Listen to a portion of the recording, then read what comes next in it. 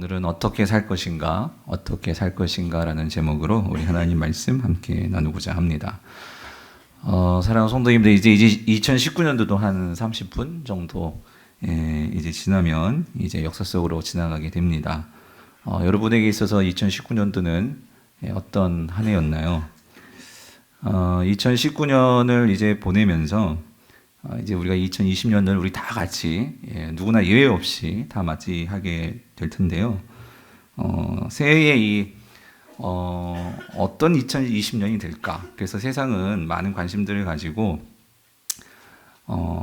많은 전망들을 내놓죠. 그래서 신문, 잡지, 책 여러 매체들을 통해서 이제 새해가 어떻게 될 것이다 하는 여러 가지 전망들을 이야기를 합니다. 그래서 세상이 말하는 소리를 들어보면 2020년은 많은 다양한 위기 요인으로 인해서 더 복잡해질 것이다, 더 힘들어질 것이다 하는 그런 얘기들이 좀 많은 것 같더라고요. 그래서 특별히 이 저출산, 그리고 이 고령화, 이를 통해서 인구 구조가 확 바뀔 것이다. 그리고 또 우리 다음 세대들에게 참 미안한 일이에요. 우리가 정말 이 부분에서 고민해야 된다. 이 환경 오염, 그리고 실업, 저성장, 이런 무역 분쟁, 여러 가지 세계가 직면한 위기 속에서 이 한국에 앞으로 살아가야 할 날들도 만만치 않을 거다 하는 여러 가지 이런 위기와 또 걱정스러운 이야기들을 합니다. 또 그러면서 새로운 신기술들이 또 나오면서 또 여러 가지 또 장밋빛 인생들을 말하기도 하지만 또 그러면서도 많이 두렵고 또 생각지 못했던 여러 가지 일들이 일어날 것을 보면서 하나같이 말하는 건 뭐냐면 그 미래에 대해서 정확한 그 맥을 짚어내는 그런 지혜가 필요하다, 이런 이야기들을 많이 하더라고요. 그래서 그럼 어떤 지혜냐, 이런 것 같아요. 가령 예를 들면 요즘 TV도 그렇고 많이 나오는 얘기들이 이제 여러분 그거 아세요? 자율주행차? 그래서 이제 차들이 이제 우리가 운전 안 해도 이제 차가 막 굴러가고, 그죠? 이런 세상이 올 건데, 여러분 그럼 어떨 것 같아요? 그런 세상이 오면, 그렇게 되면. 그래서 사실 이제 그런 것들을 내다보면서 세상이 말하는 지혜라는 건 이런 거예요. 그러니까 그런 자율주행 이런 기술들이 이게 보급화가 되면 세상이 많이 바뀔 건데, 혹시 여러분 중에 지금 그 이제 자동차 보험업 하시는 분들은요, 빨리 다른 걸로 바꾸셔야 될 거예요. 왜 그러냐면 이제 자동차들이 이제 거의 개인들이 소유를 하지 않고 이제 공유, 그러니까 이렇게 스마트폰으로 지금도 여러 가지 이런 쉐어카 그런 것들이 많이 나오잖아요. 미국 같은 경우에도 우버라든가 이런 그런 것들이 나오면서 이제 자동차를 소유하는 시대는 이제 거의 없어질 것이다. 그래서 이제 자동차가 소유를 하지 않으면 어떻겠어요? 당연히 이제 그 인공지능으로 자동차가 움직이게 되니까 사람이 운전을 하지 않으니까 이제 교통사고도 그렇게 심각하게 일어나지 않을 것이다. 그렇게 되면은 다치는 사람들도 별로 많이 없을 것이고, 또 자동차 이런 사고도 많이 없을 것이고, 그렇게 되면 당연히 어떤 산업이 잘 안 되겠어요, 여러분? 이 카센터 하시는 분들도 좀 이제 고민을 하셔야 된다는 거예요. 카센터도 이제 거의 이제 문을 닫게 될 것이고, 또 우리 교회는 없지만 주유소 하시는 분들, 그죠? 기름 넣는 주유소, 왜냐면 다 전기차로 바뀔 거란 말이죠. 그러니까 이런 부분들. 그러니까 이렇게 세상이 이렇게 바뀐단 말이죠. 그렇기 때문에 세상이 말하는 지혜라는 건 뭐냐면 이런 변화되는 세상을 읽을 줄 알아야 되는 그런 지혜가 필요하다, 이런 이야기들을 합니다. 근데 여러분, 이런 지혜는 항상 바뀌는 지혜죠. 그리고 상황에 따라서 또 어느 시대에 또 어떤 상황이든지 이런 지혜들은 항상 우리를 오히려 더 불안하게 만들고, 또 우리에게 있어서 단지 어떤 환경적인 적응 정도의 어떤 지혜를 준다고 할 수 있겠죠. 그런데 여러분, 우리가 인생을 살아가다 보면 그거보다도 근원적인 지혜가 필요하다는 거 여러분 공감하십니까? 성경은 이런 세상이 바뀌고 또 세상의 기술이 바뀌고 시대가 바뀌지만, 그러나 우리가 가지는 이 내면의 어떤 우리의 마음의 안정과 평안을 위한 이 지혜, 다시 말하면 하나님이 주시는 이 지혜는 어느 시대 어떤 형편 어떤 상황에서도 결코 바뀌지 않는 그런 지혜가 있다라는 거예요. 그래서 저는 오늘 저와 여러분들이 이제 새해를 맞이하면서 많은 세상의 소리들이 있어요. 하지만 그런 세상의 소리들을 우리가 귀담아 들을 필요도 있겠지만 아무리 세상이 그 지혜를 우리에게 말해주고 가르쳐준다 할지라도 그 지혜들은 다 변하는 지혜이기에 오늘 우리는요 좀 더 근본적인 지혜예요. 변하지 않는 그 지혜예요. 주님께서 우리에게 말씀하시는 이 지혜에 대해서 우리가 좀 더 관심을 갖고 우리가 새로운 새해를 하나님이 주시는 지혜로 통찰할 수 있으면 좋겠다. 그래서 오늘 우리는 이 에베소서가 변화하는 세상 속에서 성도들이 어떤 지혜를 가져야 될지 사도 바울을 통해서 주시는 이 말씀에 대해서 우리가 좀 관심을 갖고 살펴보려고 합니다. 그래서 오늘 본문에는요, 이 하나님의 지혜에 대한 내용이 나와요.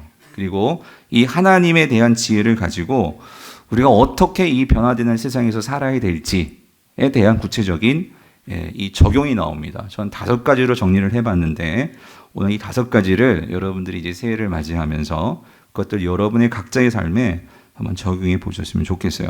먼저 오늘 본문 15절을 다시 한번 읽어보겠습니다. 우리 15절 같이 읽어볼게요. 시작.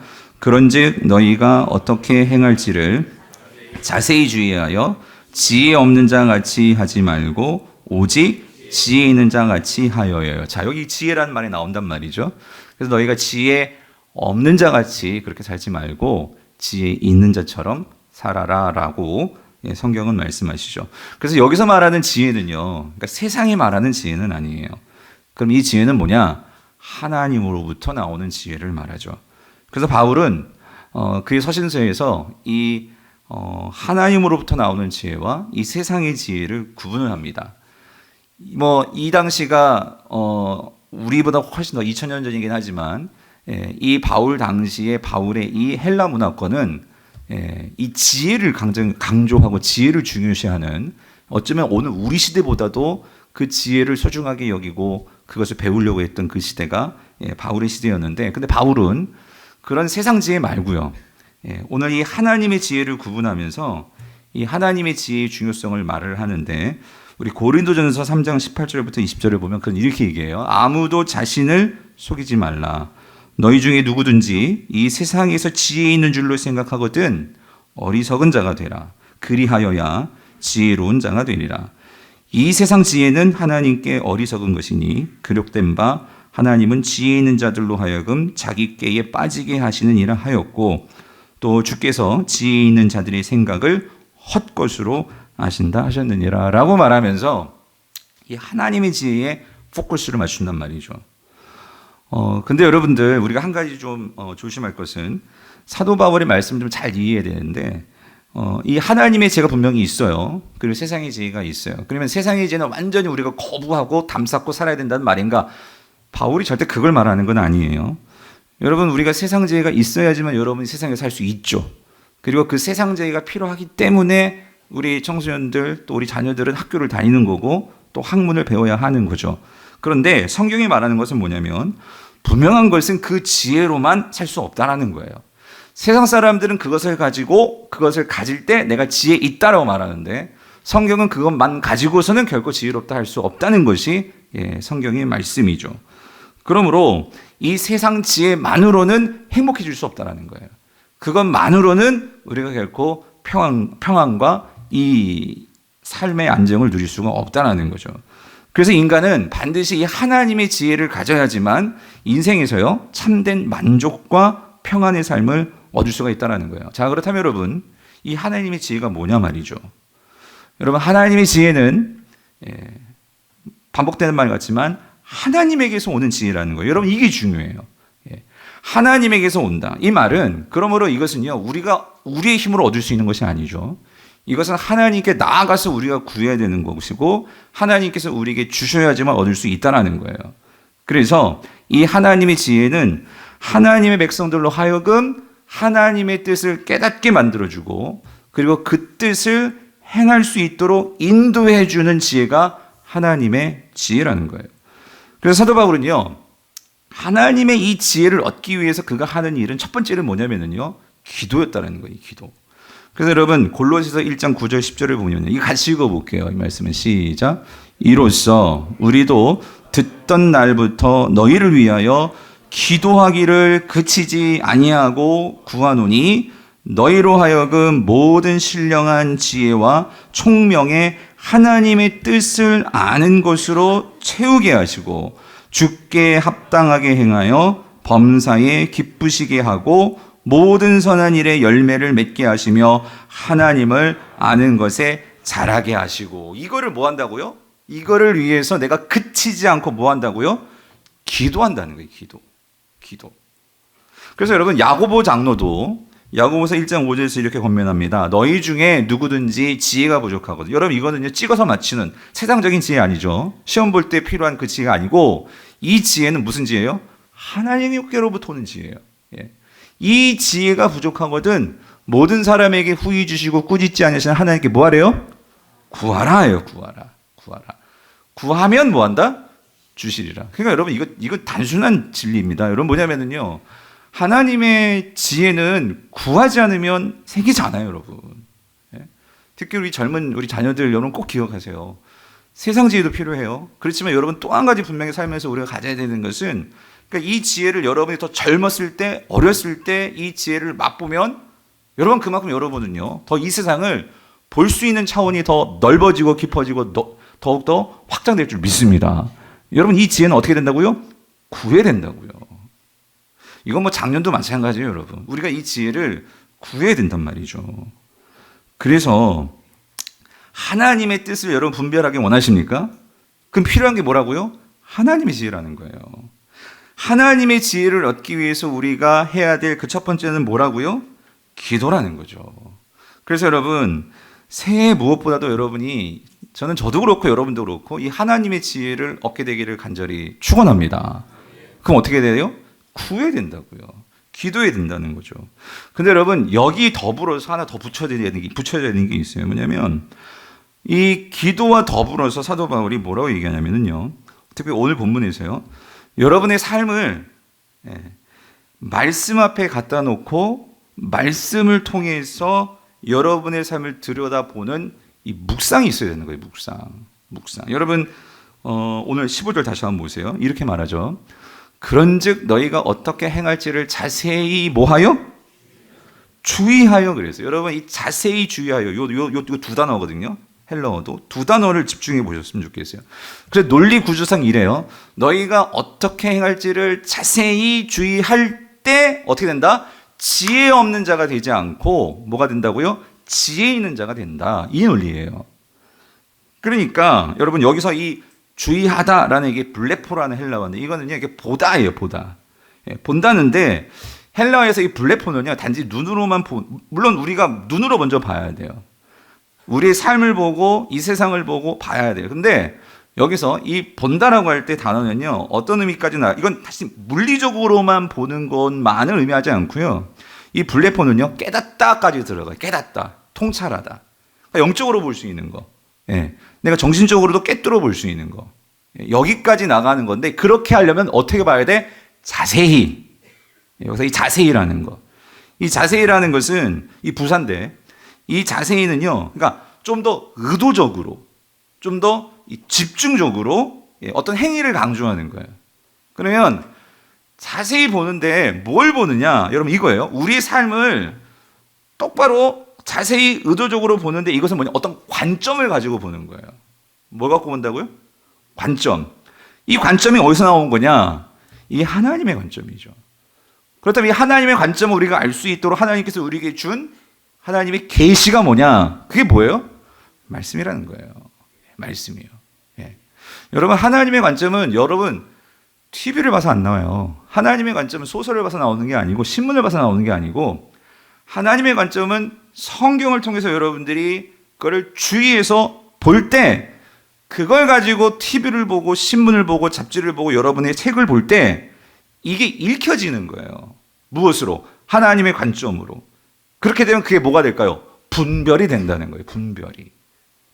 분별뿐만 아니라 하나님의 관점으로 볼 때 거기서 하나님이 원하시는 뜻을 보게 되면 성도는요 내가 어떤 길로 나가야 될지에 대한 길이 보인다는 거예요. 여러분 이게 지혜입니다. 이게 지혜라는 거예요.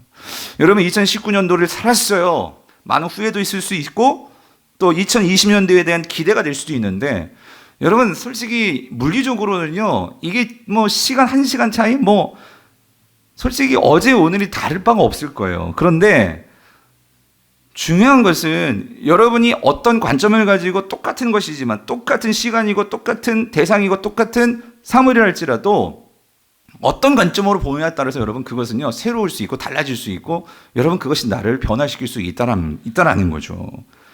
그런 면에서 중요한 것은 여러분 오늘 우리가 이 관점을 갖기 위해서 중요한 것은 이거예요. 자세히 주의하여. 무슨 말이냐면 하나님의 말씀을 여러분이 자세히 주의하는 묵상이 있어야 된다는 거예요. 묵상이요. 그런 면에서 여러분 한번 이번 올 한 해를 한번 생각해 보세요. 왜냐면은 기도도 그렇고 여러분이 얼마나 내가 하나님 말씀에 묵상하는 일에 내가 시간을 투자했나. 예. 여러분 분명한 것은 하나님 말씀을 깊이 묵상하고 그것을 생각할 때 여러분의 생각이 지경이 달라질 것을 분명히 제가 예언을 할 수 있어요. 여러분. 예?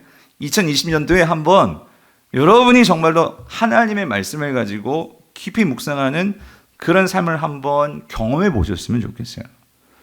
여러분 중에 오늘 제가 그래서 전도사님께 부탁을 드렸어요. 당장 이제 내일이 1월 1일인데 아직도 저희 큐티책이 엄청 많이 남았더라고요. 그래서 여러분이 큐티책을 안 사신 분이 있다 없다? 있다라는 거예요, 여러분. 예? 내일이 1월 1일인데 큐티책을 안 사면 어떡하실 거예요, 여러분. 이제 새해가 되었는데. 그래서 오늘 예배 끝나고 여러분 작시 3일이라도 좋아. 하여튼 사보세요. 사가지고 시작은 하시라고요. 아멘이십니까? 옆에 물어보세요. 큐티책 사냐고 좀 여쭤보세요. 그래서 여러분 큐티 꼭 하세요. 아시겠죠? 예? 그래서 예. 묵상해야 돼, 묵상. 그래서 특히 우리 청년부, 청소년부까지는 가능하잖아요. 여러분들 말씀 묵상에서 여러분이 하나님의 지혜로 똑똑해질 수 있게 되길 간절히 바랍니다. 아멘이십니까? 어떻게 살아야 될까? 첫 번째는요, 여러분 자세히 주의하는 삶을 살아야 돼요. 뭐에 대해서? 말씀에 대해서, 하나님에 대해서. 그럴 때 우리에게 지혜가 주어질 줄 믿습니다. 자, 그럼 세 번째로, 첫 번째는 기도였고 두 번째는 묵상이었고 세 번째로 우리가 어떻게 살아야 될까? 여러분, 세 번째로는요, 시간을 구원하는 삶을 살아야 돼요. 뭐라고요? 이게 무슨 말이냐면 시간을 구원하는 삶. 다시 말하면, 이거 다른 말로 말하면 여러분의 삶의 우선순위를 정해서 살아야 돼요. 예, 그게 여러분의 시간을 구원할 수 있는 방법이에요. 이게 무슨 말이냐면 16절을 보세요. 16절 같이 읽어볼게요. 시작. 세월을 아끼라 때가 악하니라요.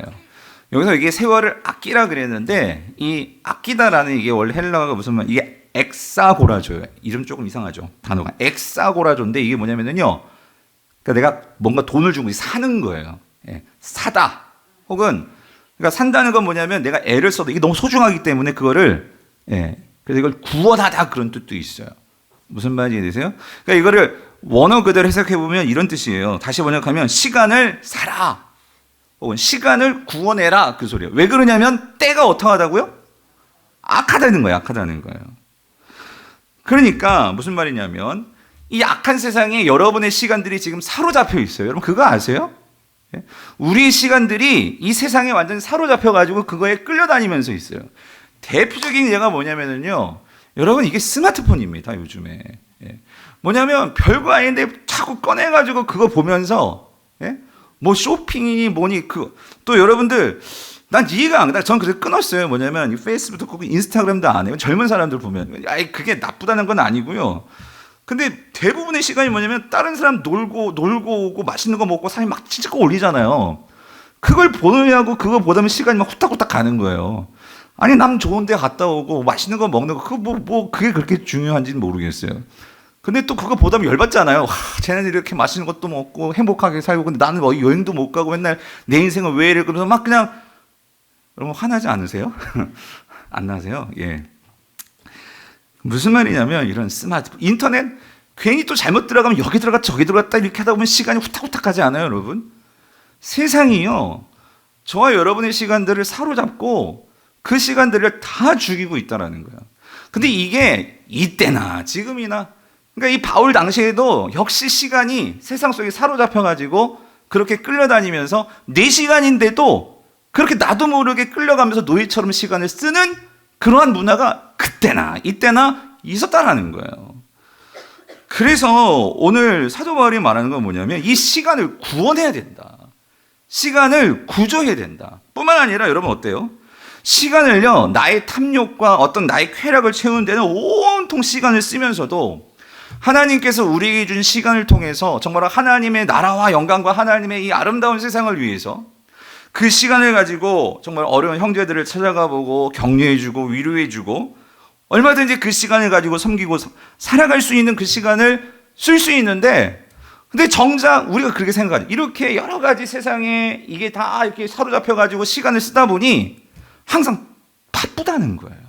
여유가 없고, 항상 쪼들리고 피곤하고. 그러다 보니까 정말 중요한 건 뭐냐면 아까 우리가 하나님의 지혜를 얻으려면 뭐 해야 된다고요? 기도하고 말씀 묵상해야 되는데 그 시간이 있어요, 없어요? 없는 거예요. 없는 거예요. 사랑하는 성도님들 꼭 기억하세요. 여러분의 시간을 구원하시기를 바랍니다. 예?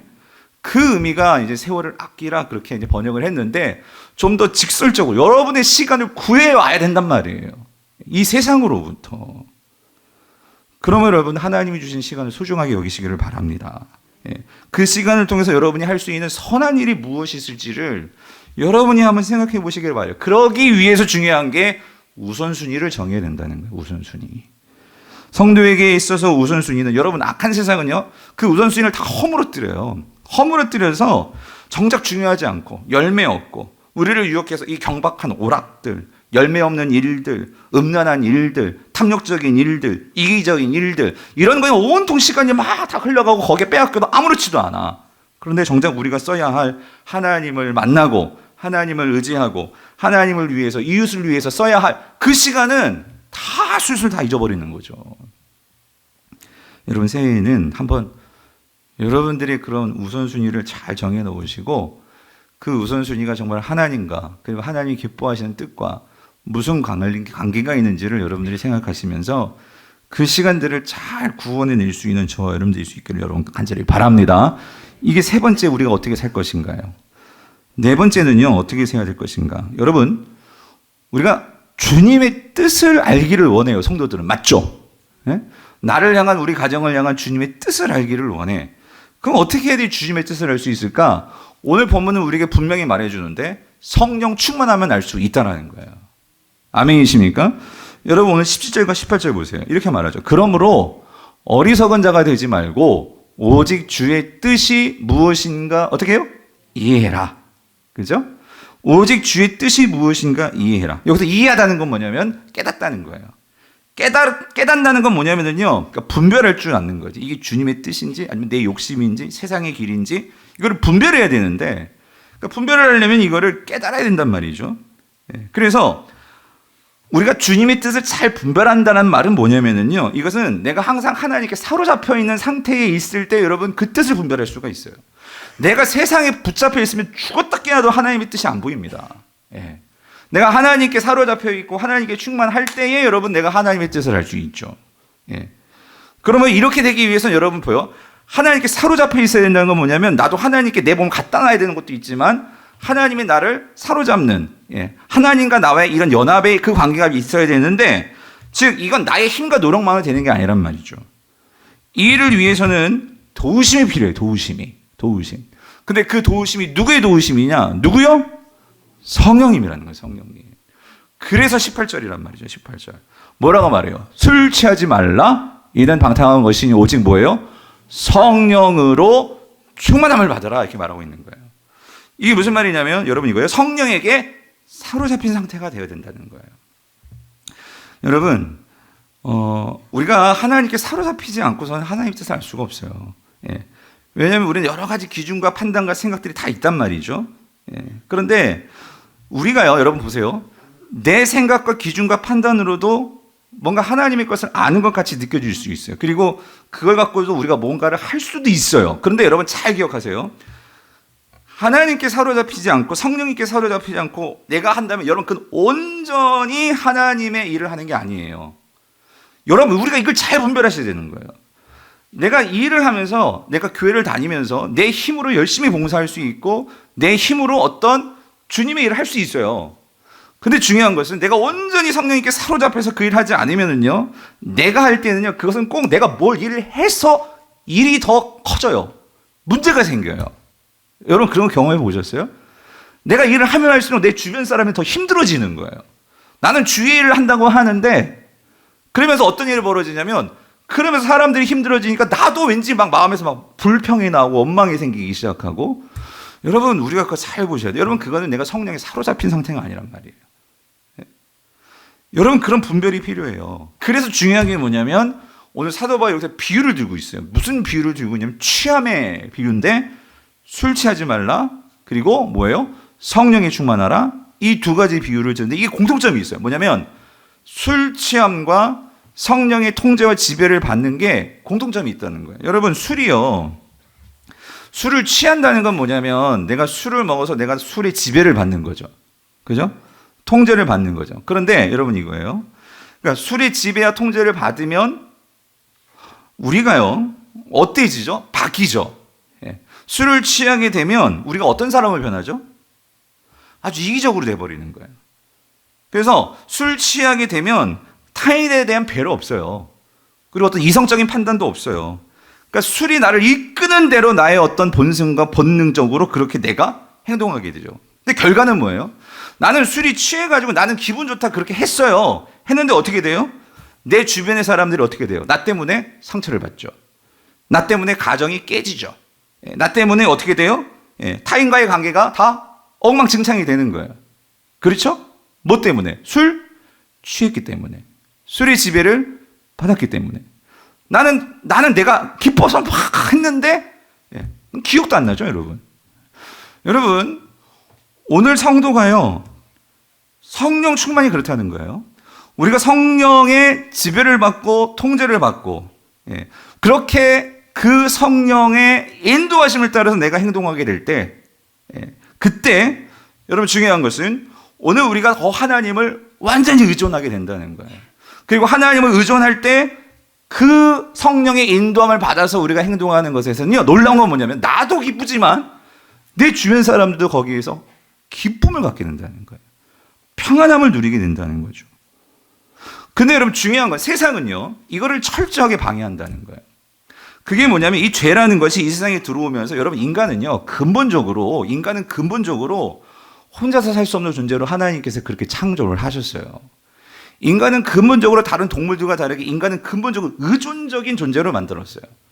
그래서 이거는요, 세상 사회 철학도 말을 하잖아요. 인간은 사회적 동물이라는 게 인간은 그렇게 살 수밖에 없도록 하나님께서 만드신 거예요. 그래서 의존적이라는 건 뭐냐면요, 인간은요, 뭔가를 지배를 받게 되어 있다는 거예요. 그게 부모의 사랑이든지 연인 간의 어떤 그런 사랑의 교감이든지 뭔가의 통제와 뭔가의 지배와 뭔가의 관계를 통해서 사람은 그렇게 살아가요. 근데 죄가 이 세상에 들어오면서 하나님은 근본적으로 우리는 뭘 의지하고 뭐의 체험을 받아야 되냐면 하나님의 사랑이에요. 인간은 하나님의 사랑을 받아야지만 인간은 궁극적으로 거기에서 평안함을 누릴 수가 있어요. 아무리 내가 인기가 많고 돈을 많이 벌어도 인간은 공허함을 갖게 돼요. 근데 돈이 없고 사람도 없고 아무것도 없을지라도 내가 하나님과의 관계에서 인정을 받고 하나님의 지배를 받고 통제를 받으면 그 사람은 안정적일 수 있어요. 왜 그러냐면 하나님께서 우리를 그렇게 만드셨기 때문에. 근데 죄가 이 세상에 들어오면서 이걸 완전 다 엉클어 놨어요. 뭐냐면 하나님 말고 다른 것을 의지하게 만드는 거예요. 그걸로 만족을 누리려고. 제일 쉬운 게 술이죠. 술. 그 다음에 좀 돈 있는 사람 뭐예요? 진짜 돈으로 의지해서 돈의 어떤 충만함을 누리는 거죠. 어떤 사람은 그게 명예일 수 있고 인기 있을 수 있고 그런 걸로 내가 어떻게 해요? 지배를 받고 그런 걸로 내가 어떤 체험을 받을 때 내가 뭔가 만족을 누릴 수 있을 것같이 생각하지만 여러분 분명한 것은요, 내가 세상의 것을 의존하면 의존할수록 사람은 어떻게 될까요? 거기에서는 더 비참한 삶으로 사람은 그렇게 나락으로 떨어지게 된다는 거예요. 세상을 의지하면 의지할수록 우리에게 생겨지는 그런 부작용을 뭐라고 해요, 여러분? 중독이죠. 중독이라는 거예요. 술 중독만 있어요? 사람 중독도 있고 섹스 중독도 있고 명예 중독도 있고 많은 중독이 있단 말이에요. 오락 좋아하세요? 오락도 중독이지. 여러분 인간은요, 내가 하나님이 아닌 그 무엇에 내 마음을 빼앗겨서 그렇게 그걸 통해서 만족을 누릴 때 순간적이지만 여러분 그거를 내가 깨닫지 못하고 그것을 내가 끊지 못하고 그렇게 나아가면 여러분 내 인생에서는요, 끝간데 없는 더 타락과 내 만족이 아니라 내 인생의 허비와 공허와 그 어둠으로 우리는 그렇게 전락하게 된다는 거예요.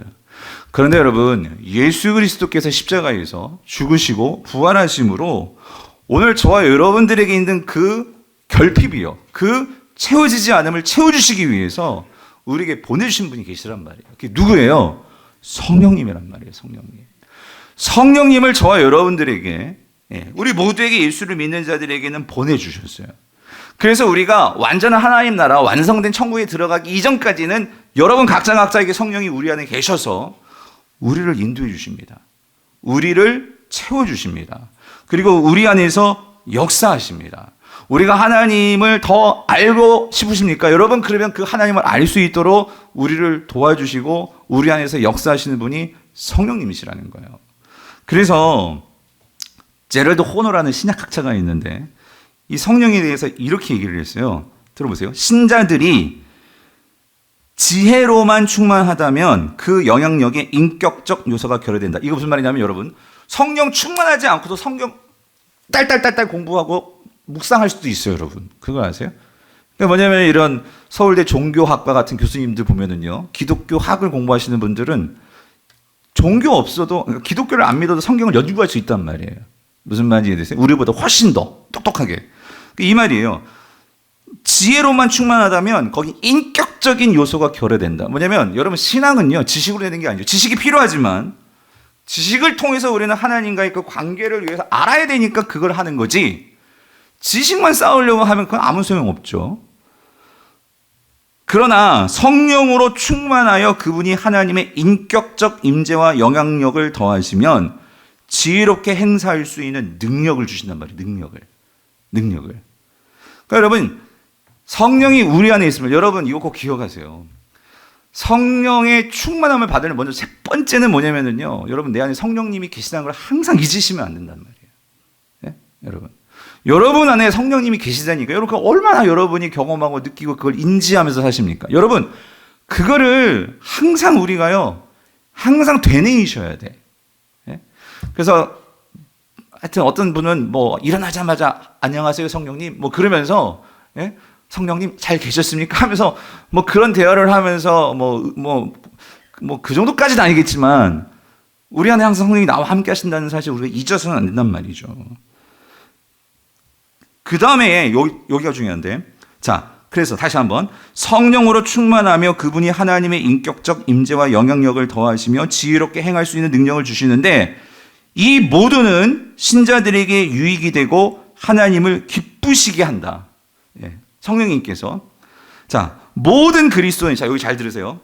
모든 그리스도인은, 그러니까 그리스도인이라는 예수를 믿는 자들이죠. 모든 그리스도인은 성령의 내주를 통해 그분의 전부를 받지만, 이게 무슨 말이냐면, 내가 예수를 믿잖아요? 그럼 누구나 예외 없이 성령의 전부를 받는 거예요. 아멘이십니까? 성령의 전부를 받는다고요. 그런데 성령께서 신자의 전부를 소유하시려면, 다시 한번, 자, 우리가요, 예수님 믿으니까 성령이 우리 안에 들어오셨어요. 그러면은 저한테는 막 성령이 100가지라면 뭐 100가지 전 다 들어오고 뭐 여러분만 한 가지만 들어오고, 그게 아니라 저 여러분 모두에게 성령이 100으로 다 들어간단 말이에요. 무슨 말인지 되세요? 그런데 그것만 있는 게 아니고 그 다음이 있단 말이에요. 성령께서 이제 여러분을 완전히 소유하기를 원하신다는 거예요. 무슨 말인지 되시죠? 성령께서 여러분을 완전히 소유하셔야지만 여러분을 하나님의 뜻으로 인도한다고요. 무슨 말인지 얘기되세요? 예. 그런데 우리가 그렇게 되려면 우리가 이 명령대로 그분으로 충만해져야 한다는 거예요. 충만해져야 한다는 거예요. 예. 그런데 성령은 우리 안에 계시는데, 목사님 왜 내 삶은 왜 이 모양이죠? 그건 뭐예요? 아직 성령께 여러분이 완전히 다 사로잡히지가 않은 거예요. 예. 여러분, 그게 무언가를 여러분이 보셔야 돼요. 예. 그래서 오늘 우리의 삶에서 내가 성령께, 여러분 첫 번째는요, 성령이 내 안에 계시다는 것을 여러분이 분명히 잊어서는 안 되고, 두 번째는 내가 온전히 성령의 지배와 인도하심을 받으려면 내 안에 계신 성령님과 항상 이 교제하는 삶을 여러분이 연습하시고 가지셔야 된다는 거예요. 교회는 다녔는데 이거를 제대로 연습이 안 돼서 오늘날 크리스찬들이 성령에 의한 성화와 성령에 통한 변화들이 없는 거예요, 여러분. 교회만 다닌다고 다가 아니에요, 여러분. 내가 성령님과 친해지는 연습과 성령님과 내가 더욱더 친밀해지는 이것이 있어야 되는데 이게 없으니까 교회는 오래 다녔고 성령님은 있다고 하고 집사 직분도 받았고 장로 직분도 받았고 목사가 되었지만 인격이 안 변하는 거예요. 말도 그렇고 생각하는 것도 그렇고 돈 쓰는 것도 그렇고. 왜 그래요? 성령은 계신다고 하지만 성령이 아직 여러분을 완전히 지배를 못했어. 네? 여러분, 성령님께 한번 조금씩 여러분의 삶을 맡겨보세요. 얼마나 자유로워지는지 아세요? 돈에 대해서도 자녀들에 대해서도 우리가 그걸 방치하고 포기했다는 게 아니고요. 성령님이 우리를 반드시 인도하신다고요. 성령님이 반드시 우리를 하나님의 그 길로 우리를 인도하신단 말이에요. 그런데 우리가 버티고 있으니까 여러분, 성령님은 인격적이신 분이라는 걸 여러분 기억하시기를 바라요. 예. 그때까지 성령님은 기다리고 계시는 분이세요. 예. 여러분이 모든 것을 두 손 들고 주님 이제 난 알았어요. 내 힘으로는 안 되는군요 하면서 여러분이 화목할 때 그제서야 성령님은 옳거냐고 여러분의 삶 속에서 정말 실력 발휘하시는 분이 성령님이시란 말이에요. 근데 아직도 우리가 내 힘으로 뭔가 될 것처럼 생각하고 그렇게 하니까 성령님께서 여러분이 그 능력을 맛보지 못한단 말이죠. 새해에는 여러분이 그래서 이 성령님을 여러분 갈망하셔야 돼요. 갈망. 성령 충만을 위해서는요, 갈망하셔야 돼요. 성령님이 참 인격적이시기 때문에 이 성령님은요, 인정해드리고 높여드리고 그럴 때 여러분 내 안에서 역사하시는 분이 성령님이시란 말이죠. 그 성령님께 복종하면 복종할수록 여러분, 성령님은요, 여러분의 자리, 여러분의 그 속에서 영적인 자리를 더 확장시켜 나가신단 말이죠. 예? 여러분 새해에는 더 성령 충만으로 나아가시는 저 여러분 될 수 있기를 간절히 바랍니다. 마지막으로 5번째, 여러분 우리가 어떻게 새해에 살아야 될까? 여러분 서로 복종하는 삶을 사셔야 돼요. 예. 우리가 서로 복종하는 삶을 살려고 여러분 애쓸 수 있게 되기를 간절히 바랍니다. 여러분 오늘 마지막 19절부터 20절, 21절을 보면 자, 이건 뭐냐면요, 성령 충만한 사람의 삶에서 나타나는 모습이에요. 예. 여러분 성령 충만하게 되면 제일 먼저 뭘 하고 싶을까요? 분명한 것은 하나님을 찬양하기를 원합니다. 예. 삶에서 성령이 충만해지면 기쁨이 생기거든요. 그러면 전혀 이 상황에서는 기뻐할 수 있는 상황이 아니야. 그런데도 뭐 하기를 원하면 찬미를 하기를 원해요. 하나님을 찬미하고 예수 그리스도를 찬미하기를 원해요. 그런데 놀라운 것은요, 여러분 이거예요. 성령이 충만해지면 하나님을 찬미하는데 혼자 찬미하지 않습니다. 혼자 하지 않아요. 어떻게 할까요? 시와 찬송과 신령한 노래들로 서로 어떻게 해요? 화답하면. 그럼 누구와 화답하는 거예요? 성도들과. 내 주변에 있는 사람들과. 그 사람들과 같이 어떻게 해요? 화답하며. 사랑하는 성도님들, 예배의 첫 번째 모습은 여러분 제가 참 이게 놀라운 거예요. 뭐냐면 우리는 하나님과의 이 수직적인 관계를 항상 먼저 생각하잖아요. 그런데 여러분 생각해 보세요. 내가 아버지예요. 그 여러분들은 우리 모두 다 하나님의 자녀들이에요.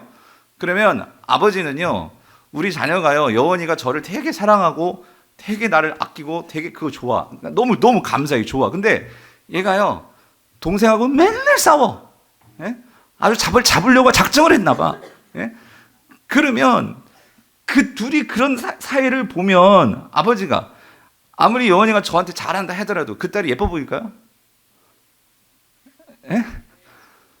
저희 딸 그렇다는 건 아니고요. 예. 그럼 무슨 말이냐면 여러분 그건 것 같아요. 하나님께서 성령 충만하면 여러분 하나님도 뭘 기뻐하실까요? 여러분 하나님 혼자 하나님 멋짐 믿어 찬양하는 거 원하지 않으신다는 거예요. 어떻게 해요? 함께.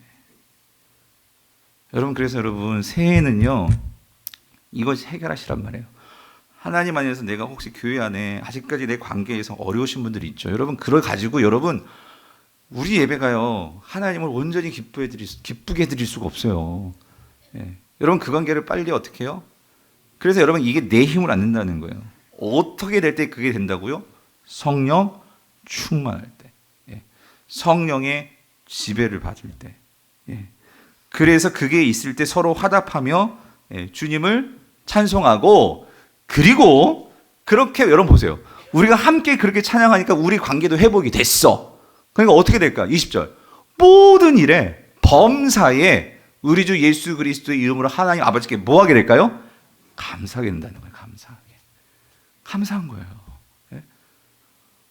그래서 결론이 뭐냐면 21절. 그리스도를 어떻게? 경외함으로 어떻게 해요?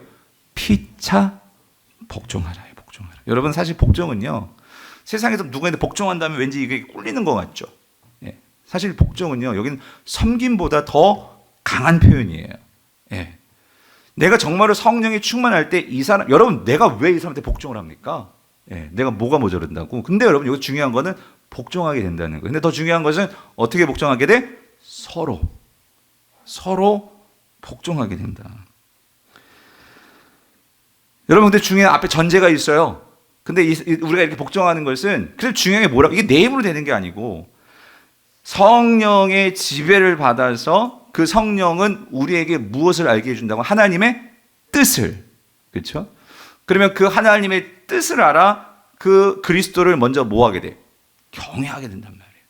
그러면 그 그리스도를 경외할 때 그 그리스도가 산 삶이 어떤 삶인지를 우리가 깨닫게 되겠죠. 십자가를 지시고 저와 여러분들을 위해서 모든 것을 다 희생하시고 죽기까지 복종하셨다고 했죠. 빌립보서에. 죽기까지 복종하신 그 주님을 우리가 진정으로 사랑하고 사모하게 된다면 우리도 그 길을 따라가겠죠. 아멘이십니까? 그 길이 진리란 말이죠. 말씀을 읽겠습니다. 사랑하는 성도님들.